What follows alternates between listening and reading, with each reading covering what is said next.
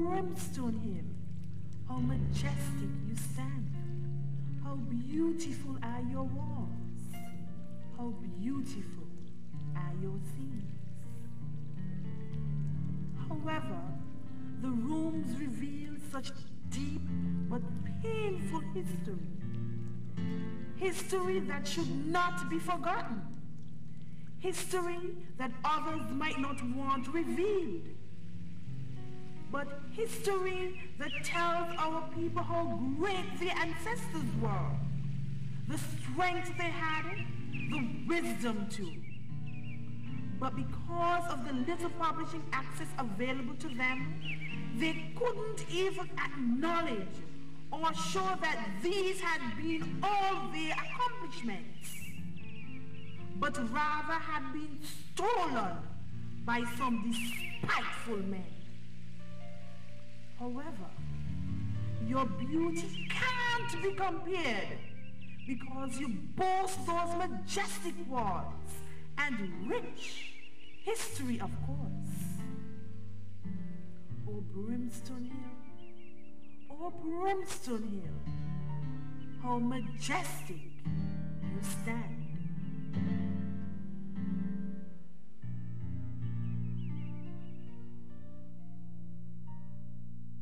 I'm Marlene Phillips-Lee. And I am Rastambo Rukitwano.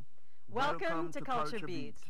Brimstone Hill Fortress was declared a national park by the government of St. Kitts-Nevis in 1987. Listed as a World Heritage Site. Stretching over 40 acres of land. Let's see what we can find. Brimstone Hill Fortress is mainly built from stone, excavated directly from the hill. In the early 1600s, limestone mortar was used to cement stone buildings. Large quantities of limestone were needed to construct this three-level fortress, so a quay was built right into the hill. This made it easier to supply the quay with limestone, which was quarried from the surface slopes of the hill. This is called a continuous or a draw kiln because of its ability to operate continuously. Limestone was fed into the top of the kiln, and these stairs allowed fuel to be added. Draw holes at the bottom of the kiln were used to remove burnt lime. By alternating the fresh layers of fuel and limestone, the kiln could operate without stopping production of large quantities of mortar, which saved time. The fort was constructed during the 17th and 18th century by forced slave labor. It actually took more than 100 years to build. In the year 1690, the British military realized how valuable Brimstone Hill was as a support defense for Charles Fort. They took great measures to fortify the fort by mounting cannons. Now they were ready for anything. In addition to being a good defense post, the fortress was also a place of safety for wealthy landowners and neighboring villagers during the event of an attack. They would build and reside in their homes behind the fortress walls. The fort was self-sufficient. It had its own water supply. It had a barracks, workshops, and even a bakery on the premises. In 1782, the fortress was under attack by 8,000 French soldiers.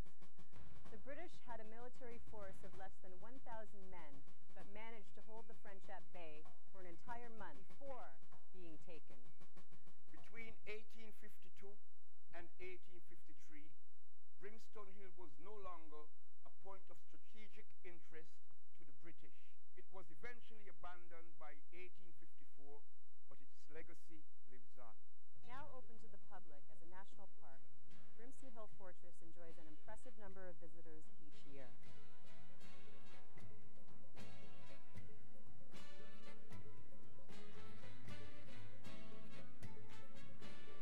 With all the attention that it is receiving, the maintenance of the grounds is of great importance.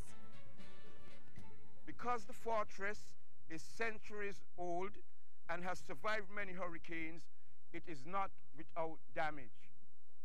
In 1974, an earthquake left cracks in some of the structures, and a stone wall from a ruin dated 200 years old collapsed under the strain of Hurricane George. Mr. Larry Harmony, General Manager of Brimstone Hill National Park, will tell us more about this magnificent fortress. Presently, we are in the restored barrack rooms Prince of Wales Bastion, a room that we have adapted to use as a conference banquet facility. The walls themselves, they suffer. You can see some of the walls seem to be eroded, and this is through, the atmospheric erosion, the acids and so on in the atmosphere. But it's not really a serious threat. From time to time, we can restore selected walls. The major hazards, I would think, that we have are fire, and fires that are started elsewhere that encroach on the hill and can do a tremendous amount of damage and can threaten buildings. And we also have a problem with graffiti. Many visitors come up here and they write their names and so on the walls, and our staff have to be continually clearing these away. And we have a continuous battle against the vegetation. There are very intense periods of visitation, and we have to control the flow of traffic. As visitation increases, we will have to do something else, and it might involve having a base station at the bottom of the hill and controlling the flow of traffic from there via shuttle service.